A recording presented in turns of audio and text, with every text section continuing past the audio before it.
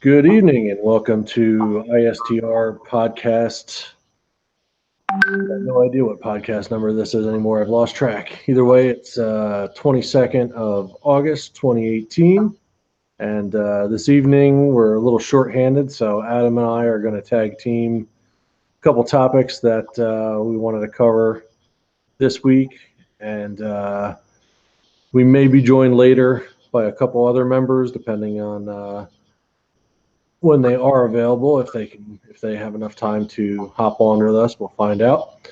But for starters, if this is your first time tuning in, ISTR, we are basically a preservation society for cyclones, typhoons, and Sonoma GTs. That's our main objective. Working on a new registry to hopefully answer the question of how many of these trucks are actually still in existence. So obviously, we're a little bit more than that. But again, if you haven't seen any of our other podcasts, go back, check them out.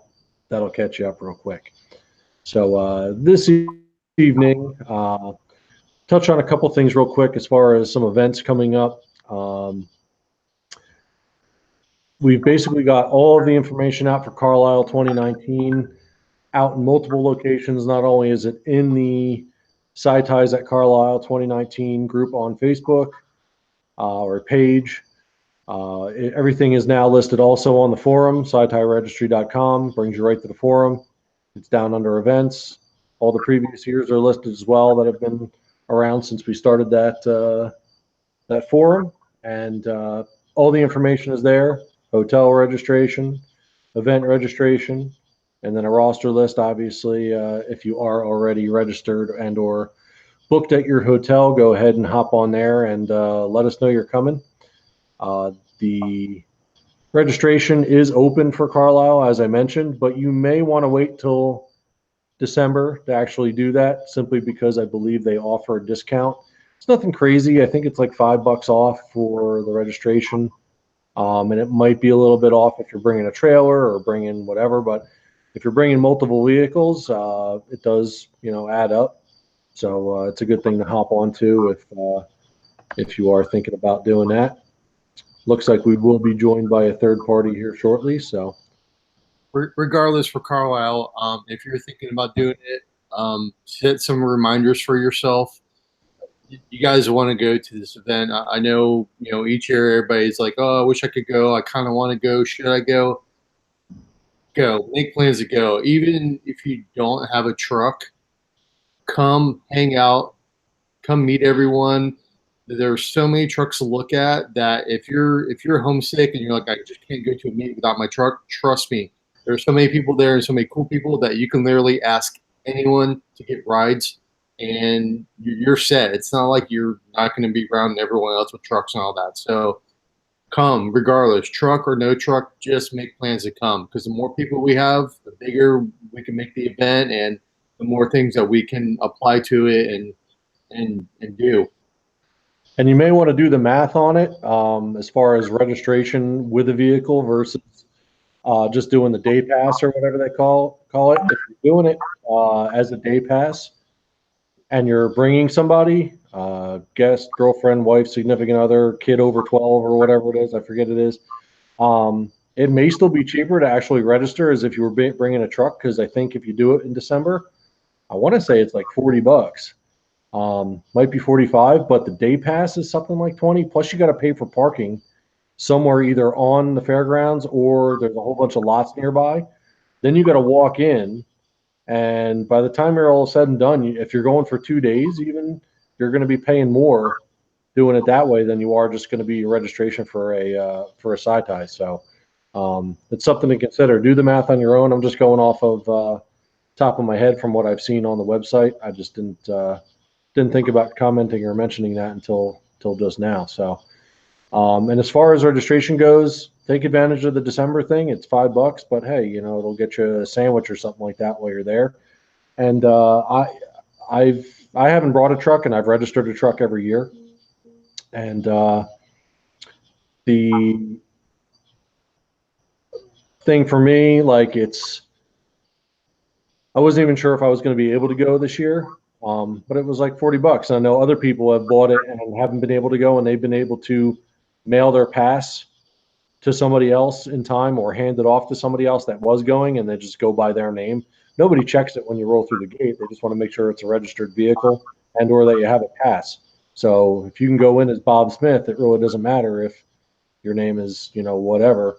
They don't, it's not like they're matching IDs to whose name is on the sticker that's on the windshield of the truck. So you could always either get somebody else's or sell yours, vice versa, however that needs to work. So definitely looking into registering. And then when you do register on Carlisle's page, definitely make sure you select the group, the club, simply because it gives Carlisle a better idea of how many trucks to expect for our group, so they can provide us with more parking. It's been an issue in years past. Last year it wasn't too bad, or well, this year actually, last month or this month or whatever it was. But last year we were fighting for parking spots because everybody was trying to encroach on our area, and we had 55 SyTys there, and we needed the parking. So if you do register, please make sure you select. I think it's SyTy Sport Machines as the group club, and that just lets them know that we have this many trucks coming, so they can accommodate us accordingly. So please make sure you do that. And the other reason why we're making a big push and trying to get everybody to register early is because, especially with the hotel, we have a block of 40 right now, 40 rooms. We can get more rooms if we fill up that 40. The S10 group, PA S series, I believe, is also using our group rate. So they're registering as SyTy, which is good because we'll get our block, we'll get more people at the hotel that are at least us or close companions, which is a great thing.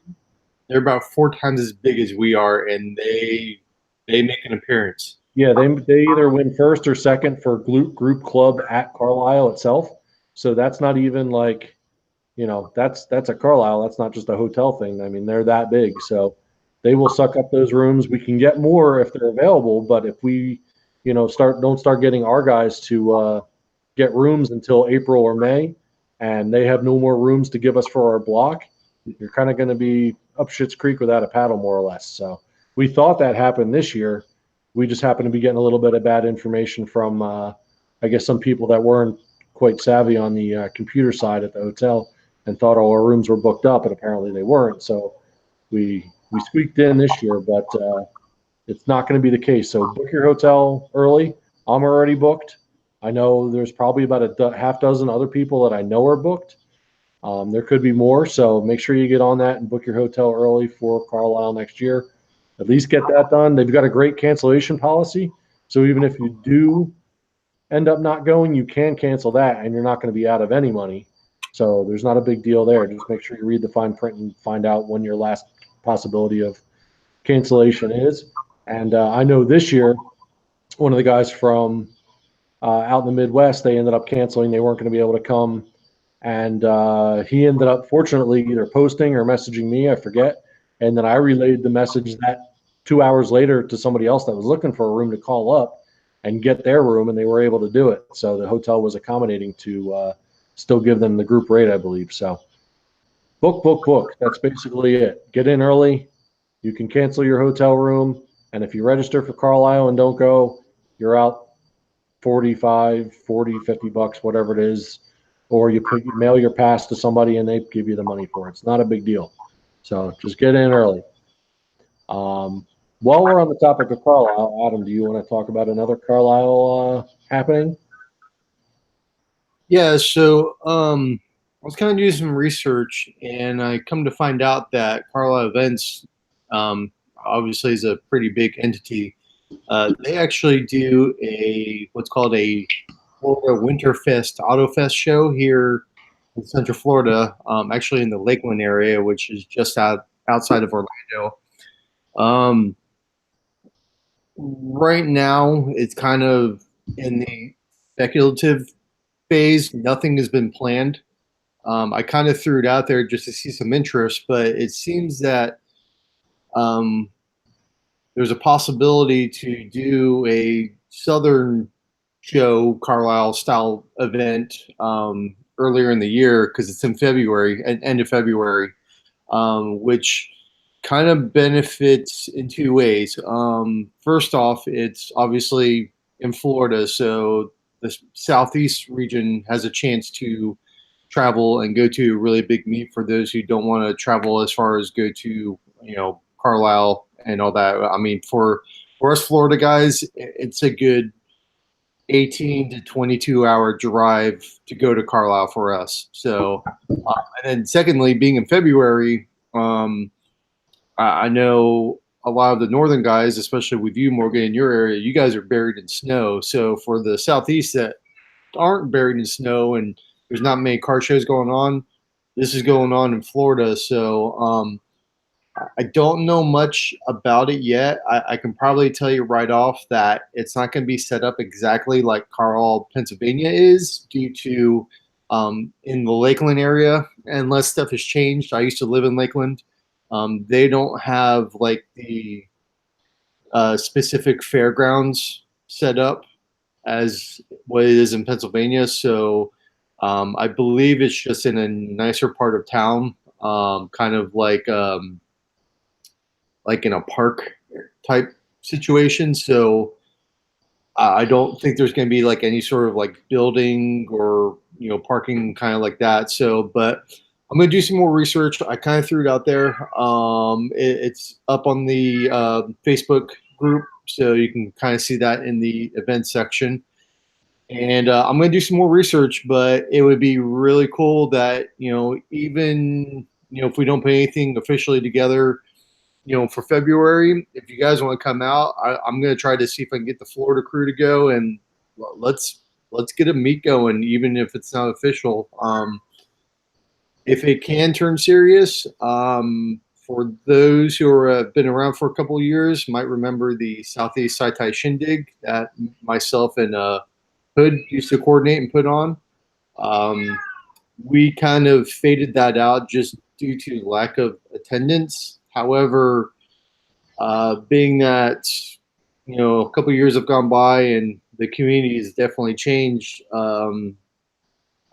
if there's interest, I'd love to bring back the Shindig and have that big Southeast meet again and get that going. So, and this isn't to take anything away from Carlisle. So what would happen was we'd still have Carlisle, but this would be more the southern Carlisle, but it would be called the Southeast Shindig again. So, yeah, I mean, I'm just going to kind of look into that and get some more information. And what I find, I'll go ahead and post up and kind of throw out there and see, for, what we can do for a meet and let's get going. I mean, I can already see there's people interested, and I've already talked to a few. They're like, oh yeah, I'm coming. So it's like, whoa. I don't have everything set up yet. I'm just throwing it out there, but I'm glad that everyone is like amped up about it. So that's good.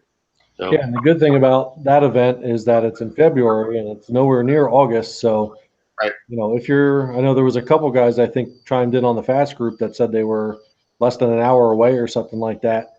That, if you go to that and you like that event and you're willing to make the long haul and go up to Carlisle and PA, I mean, there are definitely a good number of other owners from Florida, Georgia, whatever else that will be driving up to Carlisle next year. So you won't be alone. And I mean, we talked about it with a couple of OG guys at Carlisle this year with the mentioning that there might be a new KCIR track out in Kansas City.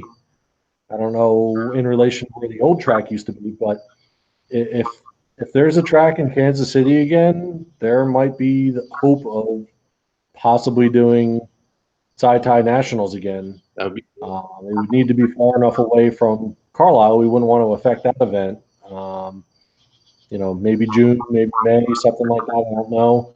But it would be really awesome to kind of do a nostalgia, retro, whatever you want to call it, throwback event, because that hotel and just everything around the area is super awesome to have a weekend national event for our trucks. I mean, I know, again, the topic was there.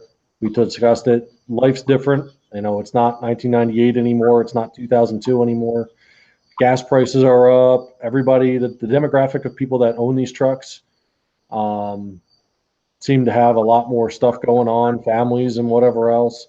And it's not that people didn't accommodate that years ago. I mean, I can remember, I believe it was TJ drove all the way out from Colorado to Bowling Green with his wife and kids, and he helped do stuff, set up that event, and then he ended up doing the event in Colorado in I think 2011 when they did, I guess, Denver SyTy Nationals. He pretty much headed that up, and so people do it. People make the long haul with family and kids and all that other stuff. So I know the demographics change, but if there's an opportunity to do another Kansas City SyTy Nationals, I'd really like to see if we could pull that off. We had to cancel the last two because we couldn't get any numbers that made it practical for us to try and do that event. But again, it would be cool to see happen. But for right now, Carlisle's a big event, and we've already gone over all the reasons why that event just works, because it's more than just us. But I won't go into that too much. We've got some other stuff we'd like to attend to tonight. So we've got about 10 or 11 viewers on right now. So a couple other things that we wanted to discuss on real quick. First of all, if you're watching this, you're watching it via YouTube, or possibly will be in the future. And we made a kind of big push. I think it was either last Friday or Sunday. I don't remember when we were doing it.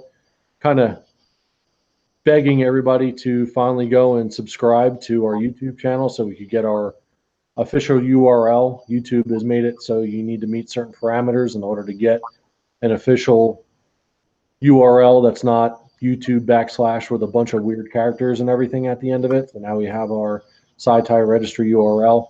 Kind of seems silly, but it was just nice to have that we can link other people to on social media.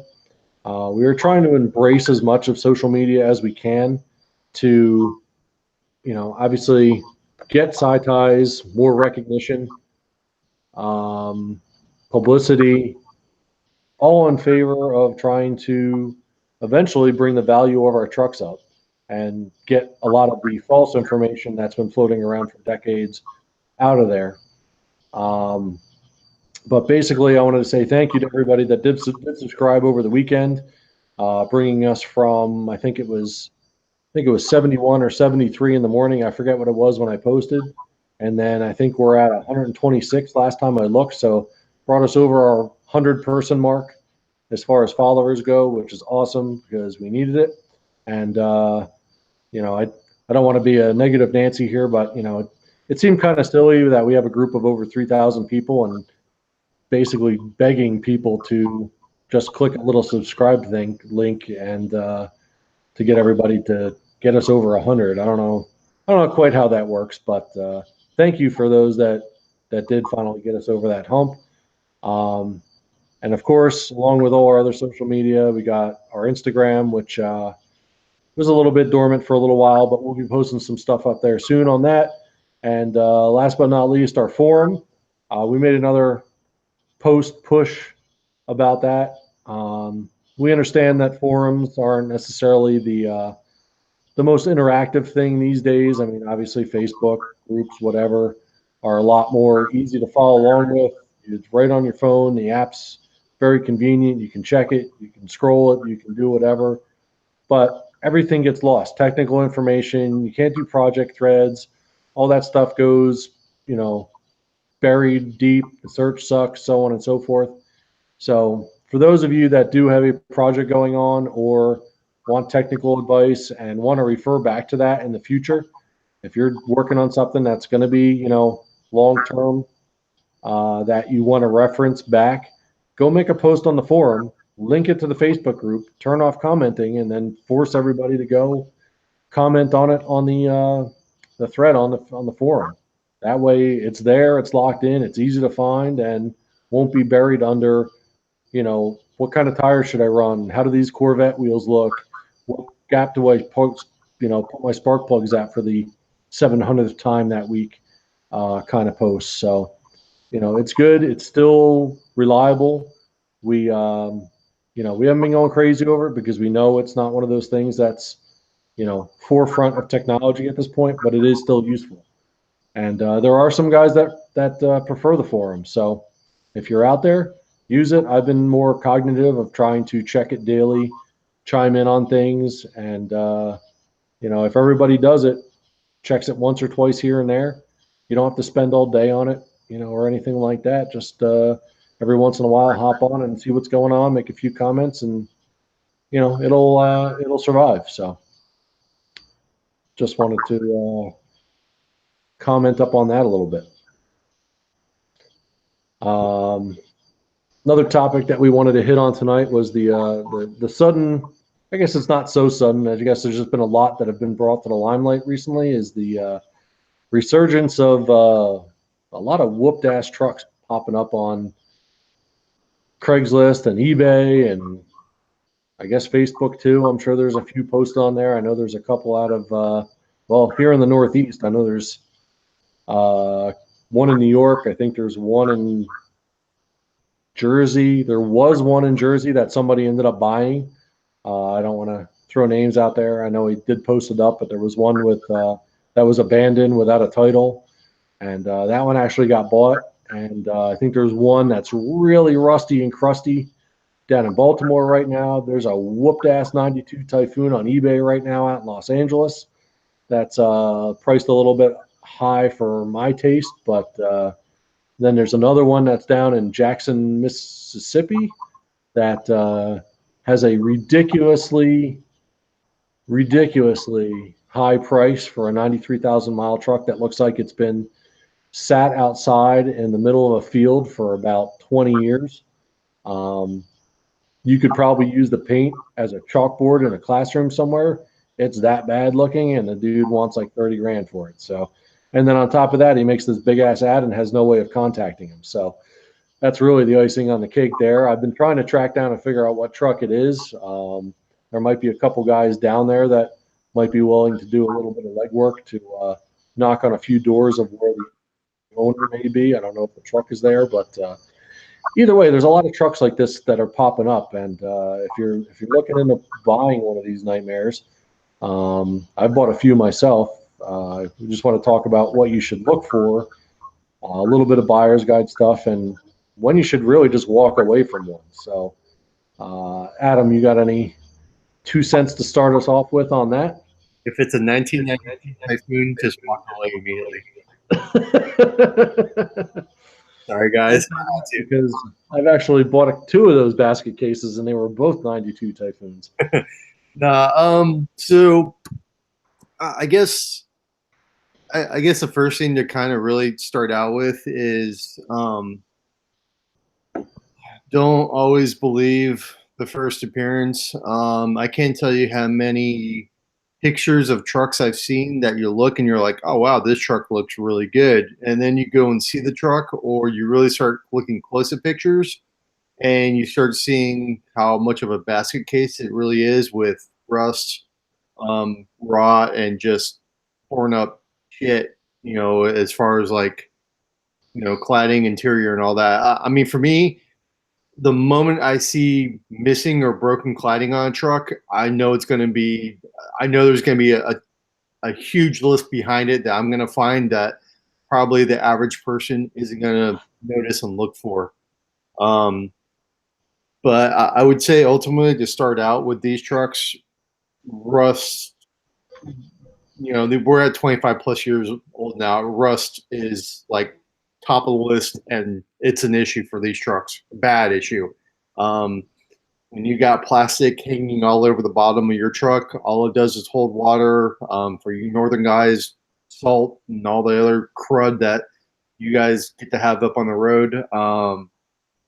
It wreaks havoc on the fenders and on the body, the doors. I mean, typical places for our trucks are rust: fenders, bottom of the doors, cab corners for Typhoons, around the rear windows, under the seals, the tailgates on both trucks. Typhoons are really bad for that top seam on the back window and the last pillar. Above the rear wiper there. Of the rear wiper. I mean, there's just so many notorious spots. Yeah, and it's not just SyTy.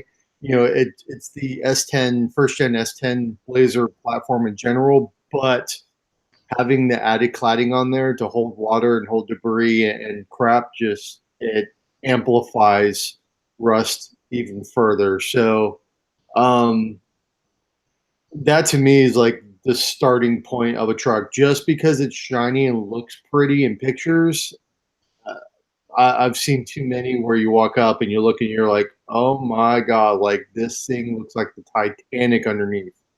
So just to get going, that there's the starting point. You want to add on to that? Yeah.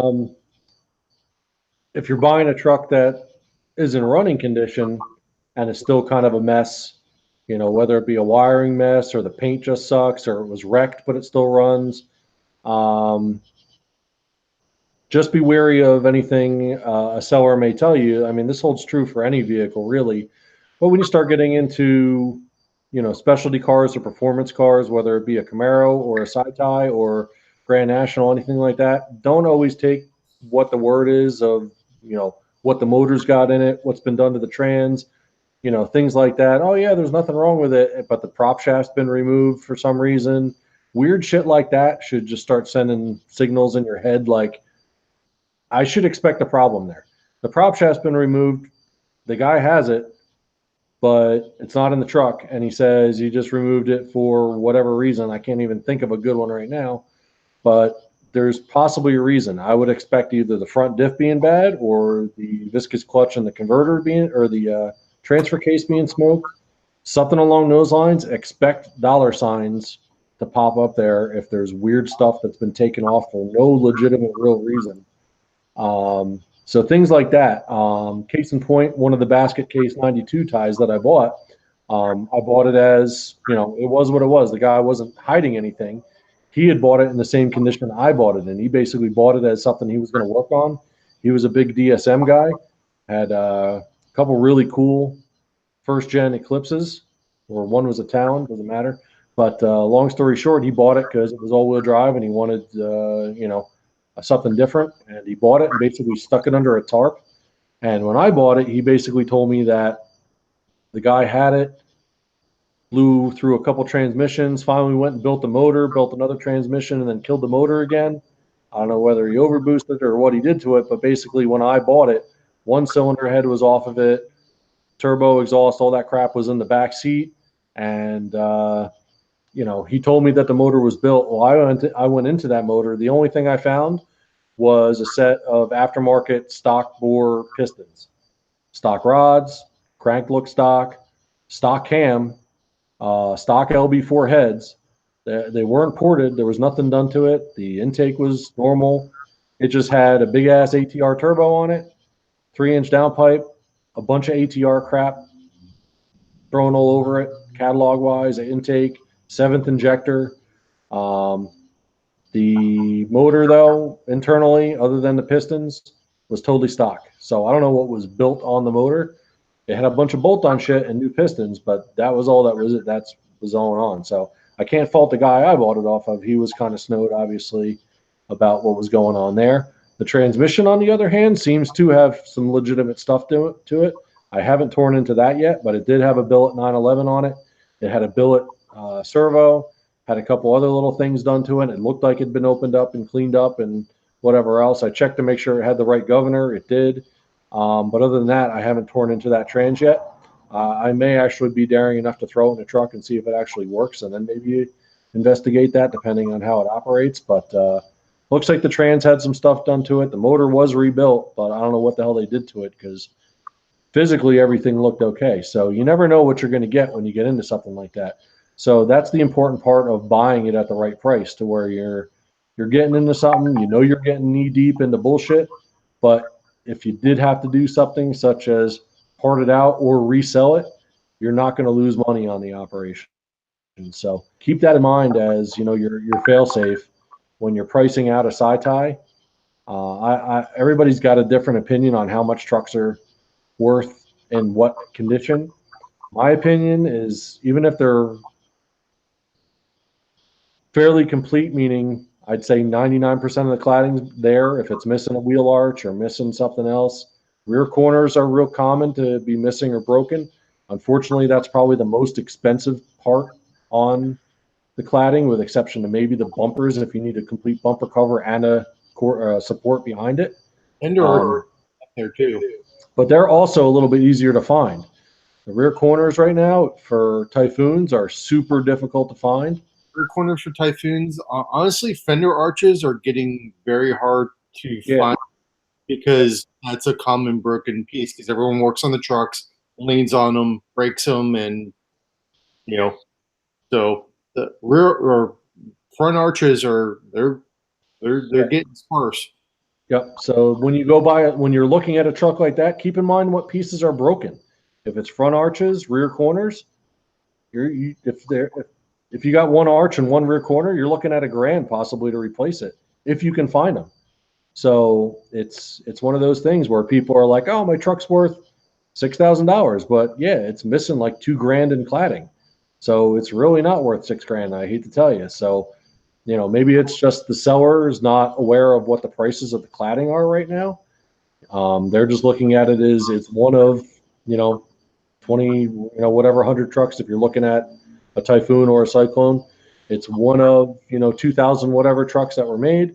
Yeah, you're right, but it doesn't run, or it needs a lot of work, and the paint shot on it, and it's missing $1,500 in cladding, $1,500 in cladding. It doesn't matter. All that stuff adds up, especially when you go through it. Your labor shouldn't be free. You shouldn't count your labor as free, even if you're picking it up as a project. All that stuff really needs to be taken account. So don't be afraid of trying to beat somebody up on a price. I'm not looking to devalue it, but if you're buying a project, it really needs to be something you think about to protect yourself as a buyer. Once the truck's all back together and done, yeah, it's going to be worth a couple bucks, but you're going to have to put some labor in it to get there. So. And I've seen fellow owners. I know recently a Florida member bought a truck. It was a roller that had full drivetrain in it minus the motor. So a clean truck, mid mileage. He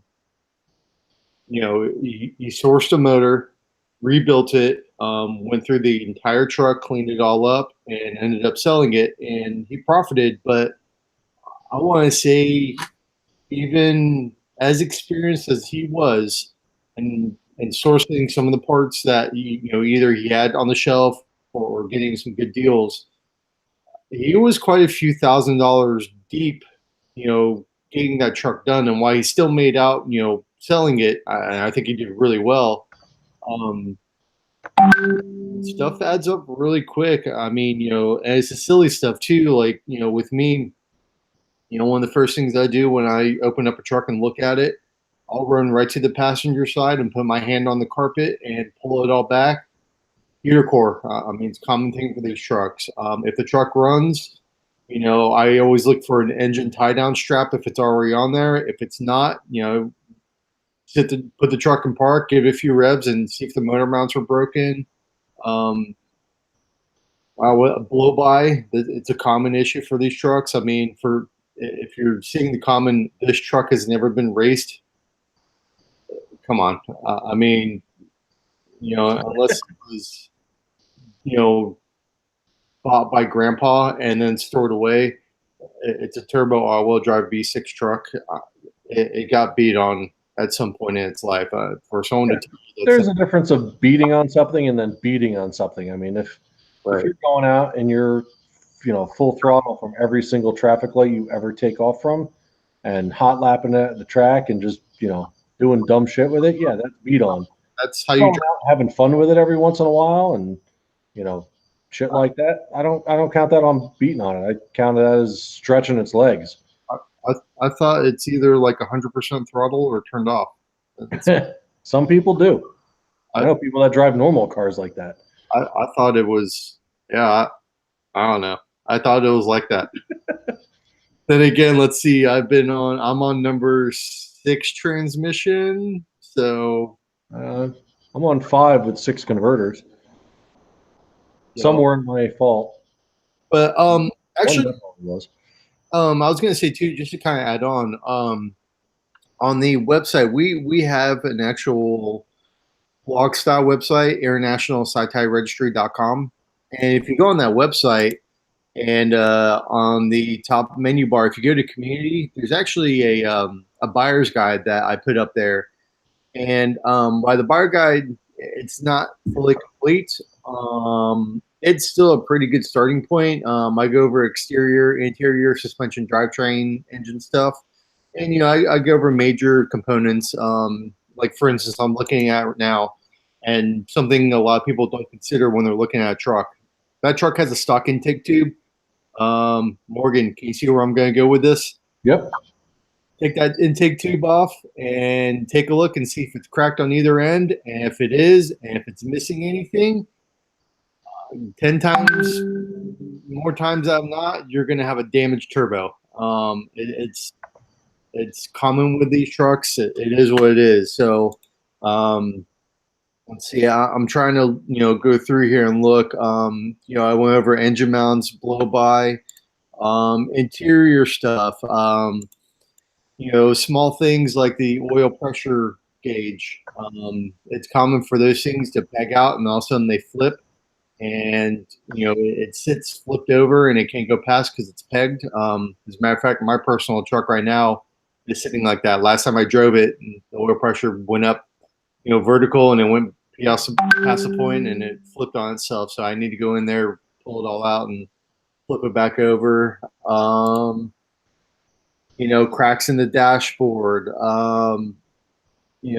Again, the heater core stuff. Typhoons, window squeak is a huge, thing. I think that was actually, I think they were made like that, but you're dealing with trucks that are now 25 plus years old. I mean, back when I got with them, I got into trucks in 97, 98. So when you went and looked at a truck, you didn't find too many things. It was basically you looked at a truck and go, all right, what did you put on the truck? It was either stock or modified, and you didn't have to worry about anything else. You didn't have to worry about rust or, worn out stuff. Nowadays, it's like broken cladding all over the place, rust, hurt motors, hurt transmissions, suspension components being completely, toast as far as like ball joints and idler arms and steering boxes, all that kind of good stuff. So I suggest for anyone that wants to get the time or go and they're looking at a truck, jump on the site, internationalsytyregistry.com, under community, and go to the buyer's guide and take a look at what's written there. I'd love to get some feedback from everyone who's listening here or goes to the site and look at it. If you got more stuff that you want to see added to the site, through an email, contact me, Morgan, or contact one of us, and I'll definitely get added because I want to grow that list of the guide stuff and give more pointers to those coming in and interested in buying these trucks and realizing that, yeah, you want to buy a project truck, but you realize that some trucks you're going to put $12,000 or $15,000 into to make a drivable, nice, truck and enjoy it. Whereas versus you can just spend $15,000, $16,000 and have a drivable truck and you're done and you're not trying to restore it. So, and I'm not swinging anyone from trying to restore or save trucks. I'd love seeing that, but it's all in the personal side and what your budget is. I've seen so many times over the years that people buy a truck and they get halfway through the project and realize they're in way over their head and they can't complete it, and then they end up dumping it for even cheaper than what they got it for, and it's never a good thing. Then those trucks disappear and you never see them again. Yep. And really, if you think about it, the reason why all these trucks are starting to pop up a little more frequently is, figure the 93s, the newest ones that were made, or the last ones that were made, they're 25 years old. 92s are going to be 26, Cyclones are 27. And, there's probably a lot of those projects where, yeah, I'll get to it someday. It's been sitting in somebody's garage, sitting in somebody's field, and they've either, lost storage or whoever said, get that piece of shit out of my yard kind of deal. And, maybe that's why that one guy's listing it for $28,000 for a fucking $5,000 truck, where It's, and maybe that's why you left out the information. Yeah, honey, I listed the truck. I haven't got any calls on it yet. So, maybe it's that good old tactic, which is why he's doing it. But, whatever the case may be, there's a reason why all these trucks are popping up. It's because they're freaking basket cases, and they've probably been sitting a long time. They're that one on that's in Maryland, I believe, listed on Craigslist right now. That it needs a whole frame. The frame by the idler arm, there's a giant hole in it. He took a picture of it. He's not trying to hide anything, and I think he's actually including another frame with the truck. Somebody said, which is nice. It's still going to take you a lot of time and labor to do it. If your project is to pull the body off and do a frame off, and you want an actual Cyclone, not a clone, that's up your alley. But you gotta go into that knowing you're going to be dumping a lot of effort and possibly a lot of coin into that to probably just break even on a truck that will be clean. It's going to be cleaner than a lot of the other trucks are going to be out there on Craigslist. And hey, if you own a body shop, or you're really handy, you're one of those guys that has no problem with doing that kind of work, then yeah, obviously you can make out on that. But you really got to know what you're going into. The people that hop on the forum, hop on the group, I'm looking for a truck for $6,000 to $8,000. You might find something decent running. Don't know what it's going to look like. Might need paint work. It could be running and driving, but might not be running and driving right. Could have a whole bunch of gremlins in it.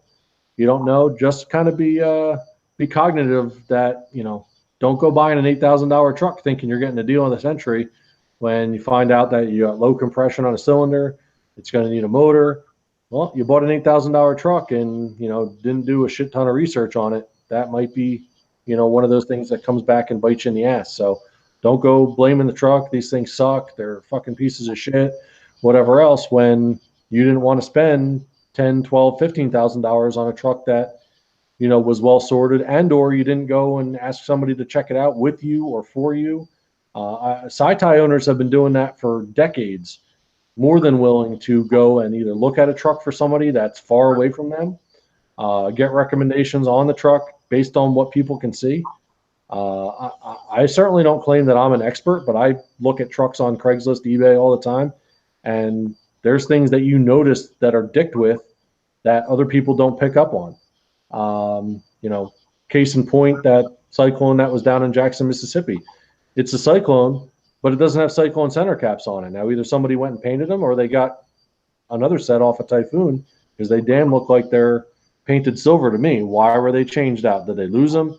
Did they change the wheels out at some point? Did they want stock wheels back, and that's what they found on Craigslist somewhere else? There's a story behind everything.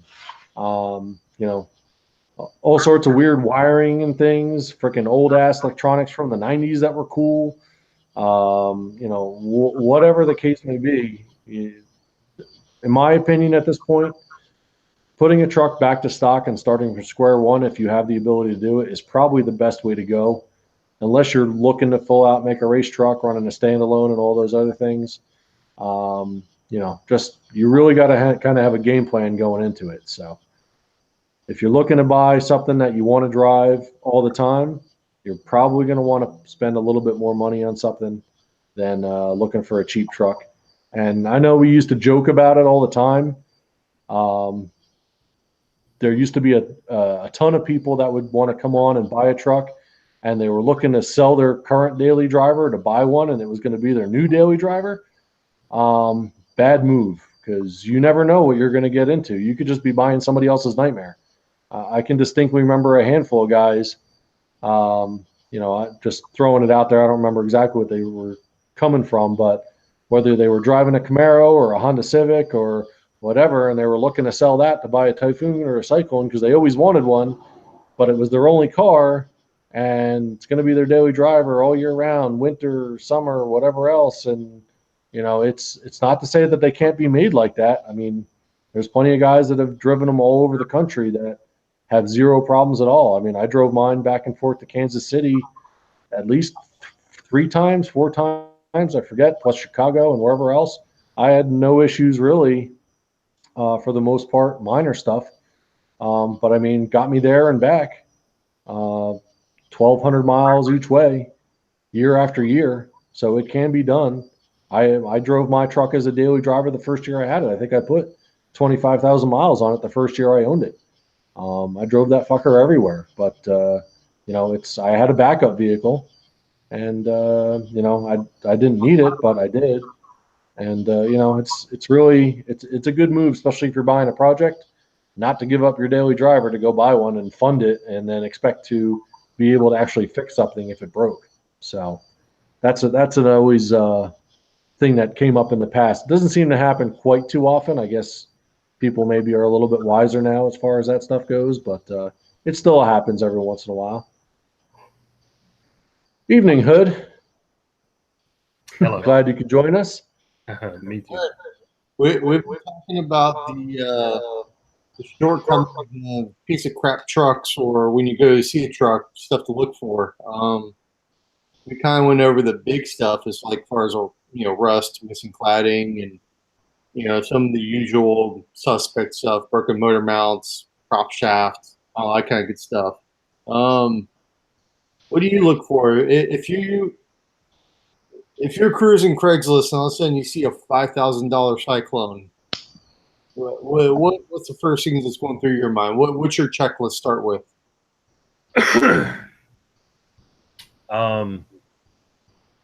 I mean, like Morgan mentioned, I mean, if it's $5,000, you start looking for butchery, pretty much everywhere. But I mean, if I saw a $5,000 truck at this point, the initial stuff's going to be first. Is it even titled? Can I even title the thing in my state? Is there some sort of legal problem with it? Is it a flood recovery? All that type of stuff. Once that's out of the way, how original is it? How butchered up has it been? Those types of things. But aside from that, I don't know how much more I can add to it. I don't really browse for low buck trucks a whole lot. I have went and looked at a few. There's been some deals, and then there's been some that are blatantly obvious. Guys that treated it like an S10 until they figured out it was worth a little bit more, and then tried to basically just spackle over it and get it sold. And you can see through that stuff pretty quick.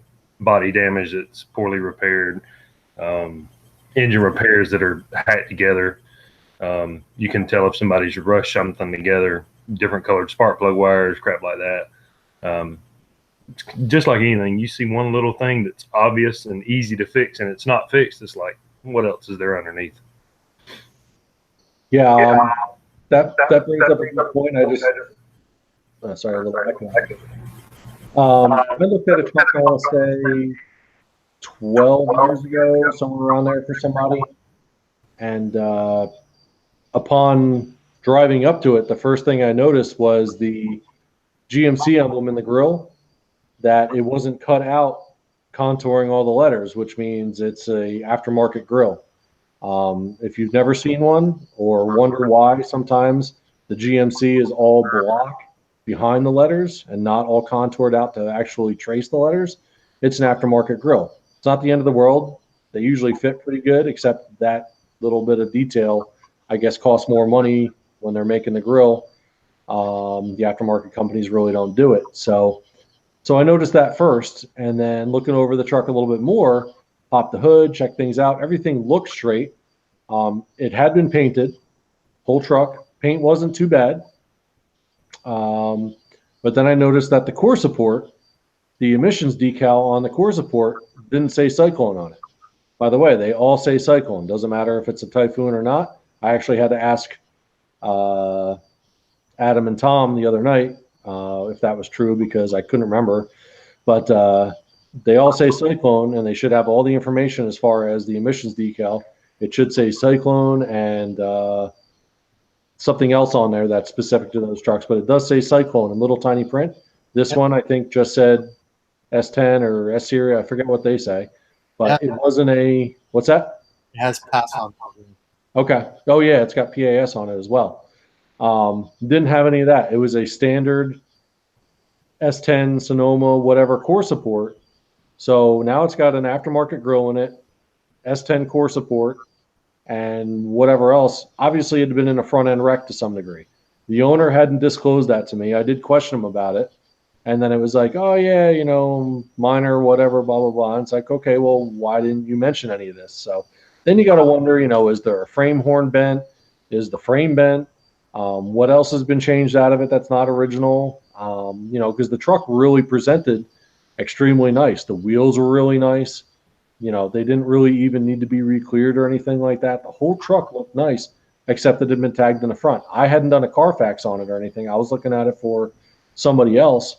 But, if it had been wrecked significantly or not, to some people that are buying a truck, whether this guy wanted to buy it and resell it in the future, that might be something or enough to deter certain buyers that even though it had been repaired to some degree, it's no longer original.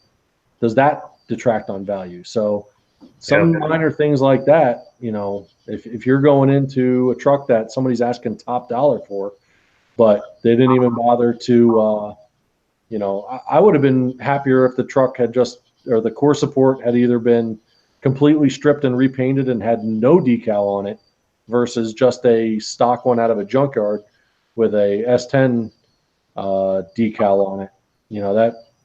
That kind of bothered me a little bit. Plus, what else was the owner hiding? He didn't disclose that initially. What other things in the truck were there? Needless to say, I don't think he bought it.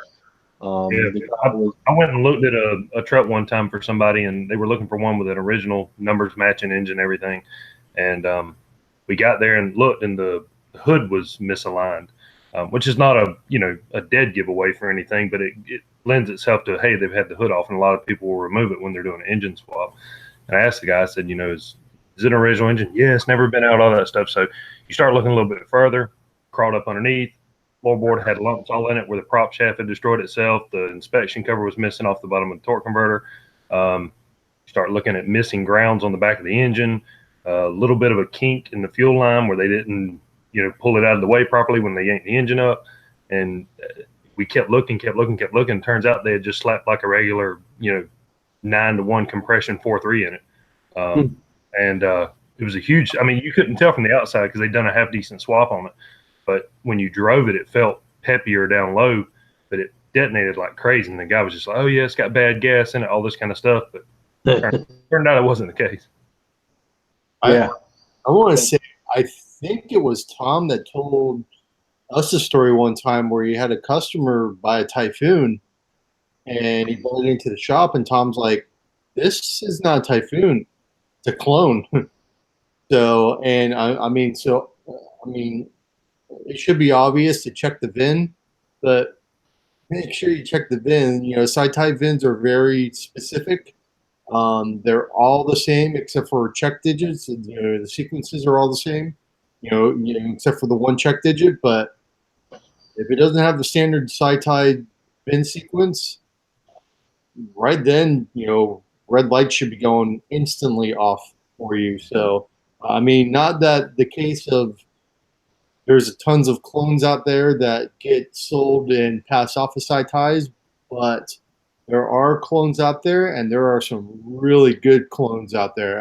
They're few and far between, but they exist. And to have Tom tell us that story of a guy thinking that he bought a Typhoon, and Tom sit there and go, you just overpaid for a converted, Jimmy clone. And it's like, it happens. Yeah.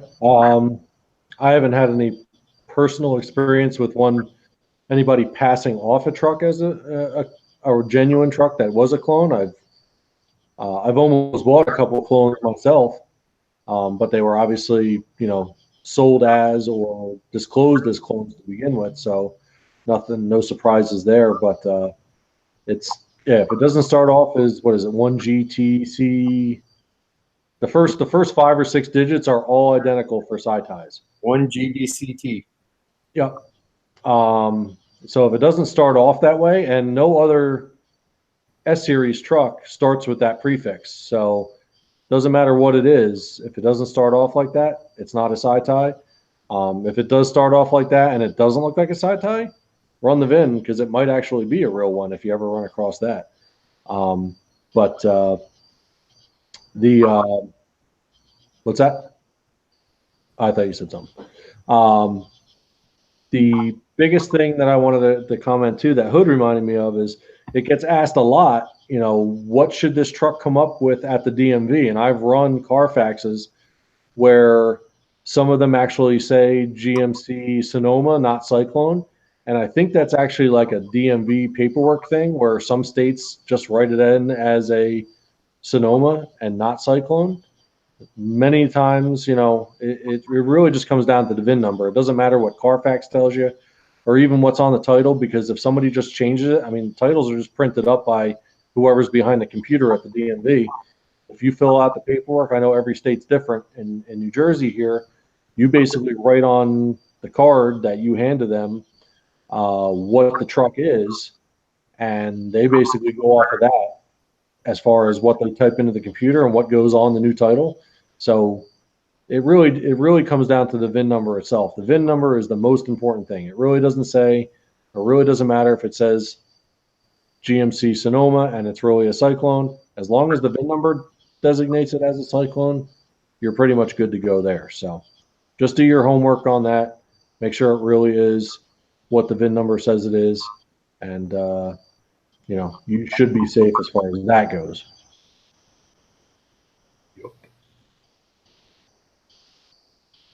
Did you guys cover how much the if you've got a higher mileage truck and it's had an engine swap or it's had a bunch of stuff done, but it is an authentic Cyclone or Typhoon, it shouldn't really scare most people away. I mean, unless you've got a 14,000 mile truck that you're trying to, you know, keep his numbers matching and everything.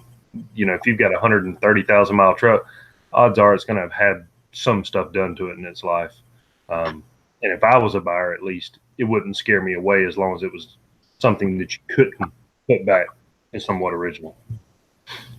Yeah, and I mean, that's going to be different strokes for different folks there. I mean, some people want a truck as a daily. So I wouldn't be going looking at a 56,000 mile truck as a daily. I mean, yeah, it's nice to get one that's got, you know, less mileage like anything else in the world, but I'd be more than happy to pay a little bit less for one that's got 130 on it if I know I'm going to be just racking the miles up, driving it year round, doing whatever I want to do with it, and not have to worry about keeping it a cream puff. You know, that's just me. I know there's people that were like, I don't care if it's a 23,000 mile truck. I'm going to drive it every day, sleet, snow, rain, whatever else. But personally, for me, I'm not looking to do that to a vehicle. I do want to drive it, but I don't want to, you know, I'm not taking it out to go get groceries in it every single day for, you know, whatever reason. So again, that's a different strokes for different folks thing, but you know, that really is more or less going to just play a part in value a little bit. But you know, the trucks are what they are, and we're trying to increase the value. The other thing we didn't really touch on too much is if it's a Typhoon, you know, how much do colors play into that? If you're looking at a teal or possibly a red or a garnet or an aspen or a royal, you know, you might have to pay a little bit more for that to get that color if it's original than you would if it was just a black or a white. So keep that in mind as well. And if you're looking at a Cyclone, it might be, if it's a Saudi Sy, might be a couple bucks more if it's an original Saudi Sy. I know there's, what is there, Indy Sys out there? If you come across a real Indy Sy, I mean, there was only 3. So yeah, so there's a couple different variations. I mean, obviously the Marlboros are exclusive of any of the crap we're talking about, but you know, if you get something that's really unique as far as what the truck is, you know. Let me back up with the Indy Sy stuff, because I've seen this in the past where everybody's like, I have an Indy Cyclone. You have an Indy sticker package Cyclone. And Right. what that means is when the trucks came to the dealership, some of them came, or the dealership could request the Indy sticker package decal to stick on the trucks. And a lot of dealers did. So if you have an original Indy Cyclone, you don't have more than likely you don't have one of the real 100% real Indy Cyclones. You have an Indy Cyclone sticker decal dealer installed package. So, which there's nothing wrong with that, but I mean, I see many people claiming it's like, oh, it's a real Indy Cyclone. It's like, it's a decal package. It's not a real one. The PPG was a real Indy Cyclone and was converted. So there was only 3 real Indy ones, and honestly, I don't know where the other 2 real ones are. I just know the PPG was one. Right. So I just want to clarify that, just because I see that misconception often. Yeah, I know of their existence. I've never really looked into them because I've never had a Cyclone, oddly enough. But 5 Typhoons, but no size. So again, just there's all sorts of different avenues, and we can kind of beat it up. The biggest thing is basically protect your ass. Talk to other owners, especially if you're looking, far away. I was talking to one of the guys down in Mississippi who's looking for a truck. He's seen very few of them. He said that when he has seen them, and they're going the other way on the interstate kind of deal. So he's never really met up with anybody or seen another one really up close or personal or anything like that. He's looking, and if you do end up going somewhere far, hook up with another owner. I mean, they're out there. Even if I'd be willing to drive up possibly an hour away to go look at a truck. And if I wasn't, if a truck was an hour away, I know somebody else that's an hour away possibly that could go look at them for them. So they're, even if that person's not available, they might be able to recommend somebody else to check out the truck. But I've done it. I've looked at trucks. I had some guy fly in, not the guy that I was telling about the core support job, but I had another guy fly in years ago when I was in college to go look at a truck with, and we checked it out, and he ended up buying it. He flew in, checked it out, gave the guy a deposit, and had it transported. But I went and checked it out with him. My tie was on the road, so we actually drove out there with my truck to go look at that one. And that alone probably told the seller, like, hey, this guy knows what the fuck he's doing and looking at because he's got one.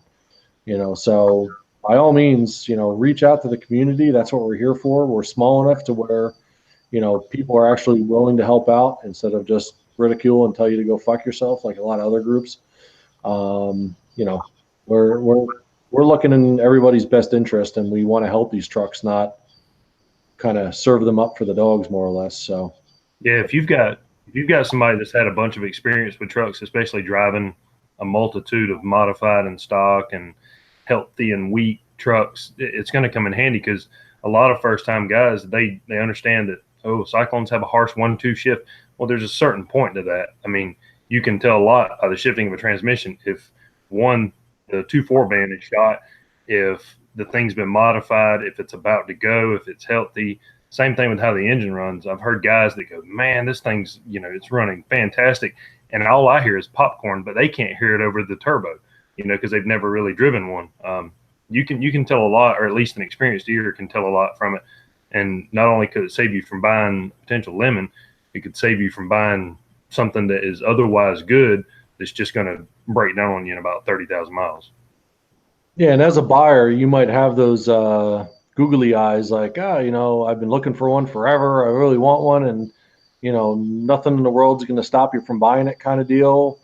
And you're gonna just kind of talk yourself into buying a lemon in that respect because you've just looked hard and long for one, and you really just want one. You're not thinking clearly. You're like, well, it's here, it's what I want, and just buy it without doing your due diligence and stepping in it, kind of deal. And that's where having a third party, especially a third party that's not attached to the deal one way, shape, or form. Don't bring your buddy that's a car guy as well and thinks it's cool as shit, and he wants you to get one as well, and he's egging you on to buy it. That's really not going to help you out in a situation where the truck's a piece of shit and he just wants to get one so he can be friends with the guy that's got a truck. Right. So bring somebody that's not emotionally attached to it, not emotionally attached to the deal, and kind of go from there. I guess the same could be said that, if I knew the seller, kind of deal, and somebody was going out to look at it, I would still try to do my best, but it might be a little bit different for me, where if I know the guy's selling the truck, and I don't want to start ripping apart my friend's truck, for the buyer being like, oh yeah, it's a really nice truck, when it's not. So it can kind of go both ways, but having at least somebody that's a little bit knowledgeable there that can point out a few things and let you make the decision, maybe it's just something to think about. So Hood, you should have gone with Morgan before he bought all of his non-running Typhoons and helped him. I would have bought them anyway. Yeah, well, I'm the same way. I bought my '64 Nova. I drove all the way south of Daytona, which is really only about 3 hours south of me, but I drove all the way down there. It was not at all what it was advertised to be. Got down there, I was like, I've come this far. I'm not gonna find another one that's rust free. I'll buy it, and I don't regret it. But a better fit would have been out there if I'd have probably waited another month or two. And Cyclones are no different. There's going to be projects for certain people, and if that's what you're after, there's a ton of them out there. There's going to be cream puffs that for certain people, and you have to first identify what you want out of the truck, because that's going to dictate your price point and what you're looking at, period.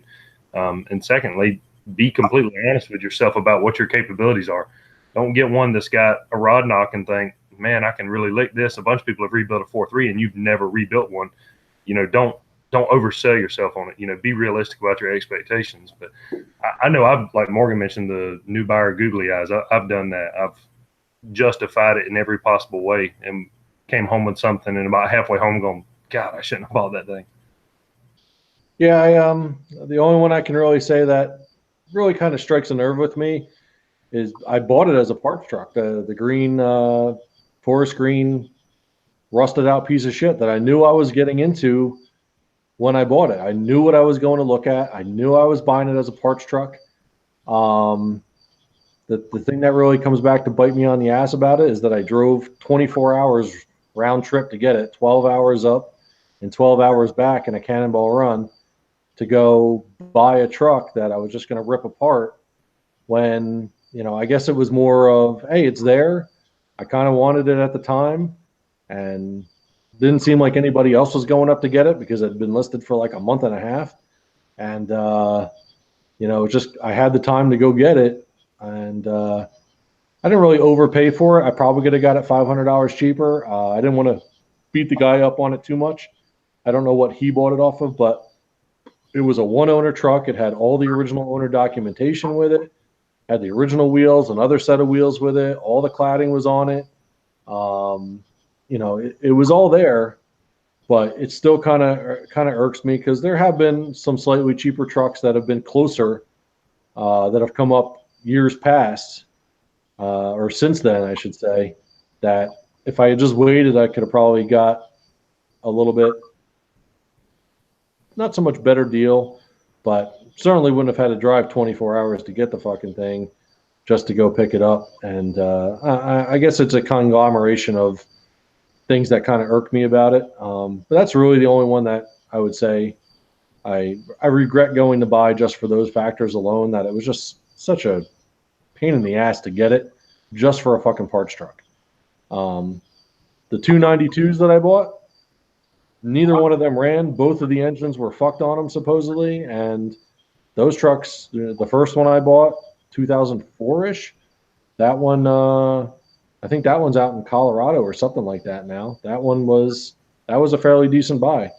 And the other one I bought is getting painted now, and I got a new motor in it and everything else, and that one will make somebody happy in the future as well. I try to save as many as I can, but again, getting them for the right price. And of course, having 5 different trucks over the years and hoarding parts when I find them on Craigslist or whatever else, doesn't really cost me a whole lot to fix one up when I have everything in my basement. But again, if I'm looking at a truck and I know I don't have the stuff to fix it, I'm probably not going to buy it. But if I do have the stuff, it's a little more appealing to me. So I will say this, and this may not be available to everybody, but a buddy of mine, God, it's been probably over 10 years ago, but he was looking at a Typhoon in Charleston, and I drove my Typhoon at the time. We drove it up there together, and we got there. Didn't run right. The guy was like, yeah, it just needs a map sensor, $40 part. I was like, cool, let's take mine off, pop it on, and see if it runs better. And we did some part swapping right there in the parking lot and debunked some of his ideas. And I think he wound up getting like the truck for $1,000 less just as a result of that, just being able to diagnose it right in front of the guy. Like I said, it's probably not going to be available to everybody, but if you have another truck, your friend has another truck, sometimes part swapping can help you diagnose that stuff down easily. Yep, definitely. So there's a lot of different avenues that, you can think about it before going to buy a truck. I don't know how many new people have chimed in tonight to watch this. We're still sitting at 10 or 11 viewers, even an hour in, hour and 15 into this podcast. So we're probably going to kill it here shortly. But hopefully some of the things we've said maybe lit some light bulbs for some people, potential buyers, or future buyers that have been looking at one, whatever else, or people that want to buy another truck. Maybe you bought a good truck to begin with, which is great, and you want another project or something like that, and you are experienced. Again, you can still fall for the googly eyes thing, even being an owner, falling for another truck that you really either don't need or you're expecting it to be better than what it is. It happens. So just kind of step out of your skin every once in a while and reevaluate what you're really getting into is really what it comes down to. So as far as this dead horse goes, I don't know if we can beat much more out of it. So I can't believe you guys let me buy a 1992 Typhoon. I told you the seats were really awesome. So I think that's why you bought it. I bought it because it was the next SyTy, so it had history. It was low mileage too, wasn't it? Yeah, it was like 70 something. Honestly, overall, it wasn't a bad truck. It just needed a little more TLC, and I don't know, man. It was a 92. I just couldn't do it. So I sold it. It went to Colorado or somewhere over there. The guy There should be a million trucks in Colorado right now because I know one I sold one out there too. So I mean, yeah, that's where all the junk and trash trucks go to. Colorado. that's where all the 92 goes. Yeah, Adam, how many miles did your truck have on it when you bought it, Adam? You remember? which one? The Cyclone. The Cyclone had 14,401 miles on it. I remember riding with you back in 98 or 9 or whatever, right after you got it, and I knew it was pretty low mile then. Yeah, I mean, it's been a good truck. I mean, I daily drove it to about 50,000 miles, and when I say daily drove it, I mean I daily drove it on the weekends. I went to the track. If anyone pulled up to me at a red light, I was going. I'd go street racing at 4 in the morning. So I drove it, but in the same token,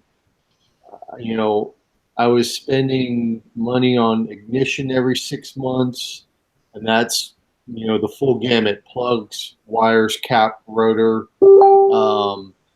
And I was doing all the mods to it with fuel pressure regulator, chip and all that kind of stuff. I mean, that's when you were doing chips for me, doing base tune, single program chips with 18 PSI and all that kind of crap. So, I mean, I wasn't married, or had the expenses I have now as an adult. So all my income was all throw it to the Cyclone, So, looking back, I don't think I would change anything, but I mean, me having owned, I sold my Cyclone. I've owned 3 Typhoons and a Sonoma GT. My Typhoon, my Royal that I used to have, that thing was 80,000 miles when I bought it, and I daily drove that, and that was a way different daily driving than I did with the Cyclone. As far as that truck was concerned, I just drove it as almost like a non-turbo truck. The only time I jumped on it was when I had to go on the highway and pass people. It was mostly used for highway driving. I had to go a pretty good distance. That truck absolutely gave me no issues. I did have to do a fuel pump on it. I think I had to change the fuse, but otherwise, I put gas in it. I changed the oil. I made sure the ignition was good to go, and I drove it. So you can do that with trucks, but then again, it depends on your right foot on how heavy you want to be and how bad you want to be on the truck. So I've been the gamut. I've beat on my Cyclone, and I can't even remember stuff that's broken, or I've been stranded on the side of the road numerous times, like numerous times. So, I mean, I have AAA stories that have been good stories, and I have nightmare stories from AAA. So, 3 hours. three, That's seven, seven, 7? 7 hours on the side of the road. Rain. Yeah. So, on 95 on like 6-lane highway, Fort Lauderdale. So that was awesome. You could have pushed it to the coast and called SyTy and gotten it done quicker, probably. Yeah, pretty much. I'll save that for another podcast story, though, of like nightmare stories of truck ownership. But yeah, I mean, I've been through the gamut. I know what it's like to daily truck, but my Cyclone now today. Last year when I went to Carlisle, I rolled 90,000 miles. But you got to figure, I've been to Kansas City twice in it, driving, which is like it was a 23-hour drive for me one way. It's been to Bowling Green 2 or 3 times. It's been to Georgia for all of our meets. It's been, from North to South Florida countless times. So for being a 20-year owner and basically putting 75, 80,000 miles on it, I've done pretty well. As far as I've never blown the motor. It's still got original heads. Heads never been off. Original internals. I just see transmissions, and unfortunately now from last year, my Vistas clutch locked up, and I lost the front diff, and now the transfer case has got to get rebuilt and all that kind of stuff. But I mean, I can't say either or. I mean, it's how I drive the truck. I expect 110% out of the truck when I drive the Cyclone, but that's because that's how I chose to, drive it, and that's what my intentions were. It's either on or it's off. So, yeah, I mean, so for those that think that you can't daily drive them, you can. You just gotta be seriously vigilant on your upkeep. Yeah, you're not going to get a change oil light and slam the hood and wait to the next change oil light. Not in most cases, at least. This isn't a Civic or anything like that. No, and I mean, even nowadays too. I mean, like Morgan mentioned earlier, before you got in here, Hood.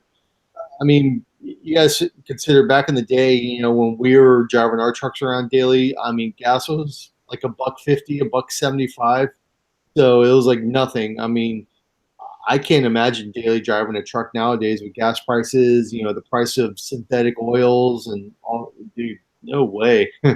Way, but I mean, some people can do that, and that's cool. And I mean, dude, if you're a person out there that daily drives your truck, more power to you, man. Keep doing it. I don't fully recommend it, but I'm not saying you can't do it. Yeah, when we were in high school, it was 87 was one price, 89 was 10 cent more, 93 was 10 cent more than that. And now it's like $1 more than mid-grade for premium. I'm like, what the hell happened to the 10-cent increment?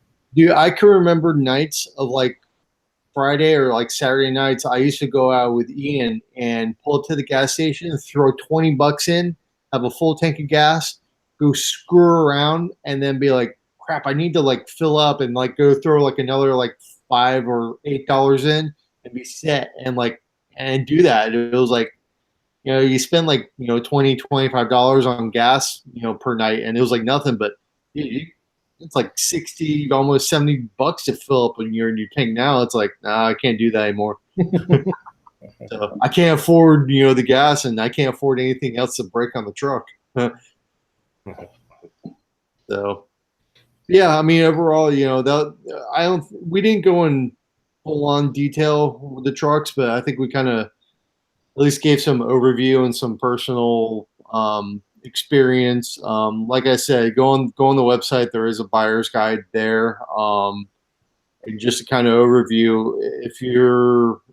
Um, if you're not an owner yet and you're interested and you're going to be looking, highly suggest that you ask and seek the advice from other current owners. And if you can get personal help by having someone come with you to look at a truck or have them go look at it for you, it will very much be something that will be a benefit or in your favor to buy a truck. And obviously, if you're looking at a truck and there's questionable stuff, I mean, we have the forum, we have the Facebook group. Post up and ask, because like I said, I can pick out a million things that most people aren't going to pay attention to. I like to nitpick detail. And yeah, I mean, to find 100% stock truck nowadays, it's getting pretty hard and pretty rare. I mean, it's most trucks nowadays are modified in one way or another, be it either performance or just everyday maintenance modifications that had to be done that's not original anymore. So, Yep. Yeah, you're not going to find original spark plug wires, shit like that, unless it's like a 5,000-mile truck. I've only run across one of those in the 18 years that I've been screwing around with these dumbass things, and we ended up changing out the plugs and wires. But that, fortunately, the owner at the time kept all the original crap in a box, and when he sold it, it went to the next owner. I don't know if all that stuff stayed with the truck because it's gone through Barrett-Jackson, I believe, twice now at this point, and has gone cross country twice, I think. And I know it's had other people worked on it and probably about 3,000 more miles put on it since I touched it. But, even that truck got a fuel pump and plugs and wires and, a couple other little doodads. Fuel pump hot wire kit or whatever the hell it's called from Racetronics there. Just some reliability upgrade stuff because the guy did want to drive it to special events. It went to GM High Tech Performance back in 2000 or whenever the hell that was, 2002, 2004. I forget exactly, but whenever that photo shoot was. So he drove it, 2004. So he drove it, certainly wasn't daily driver. It sat in his garage, wherever. And, he took care of it. But, he wanted to make sure that he wasn't going to break down going to an event somewhere. So he had some stuff done to it, kept all the original stuff in a box. And, he knew what he had. So, he, did accordingly the best that he could, but still wanted to be safe, whatever it is. But to find a truck that's got all the original stuff in it, it's going to be sub 10,000 miles. It's mostly going to be a one owner truck, and that's just far and few between at this point. So with that,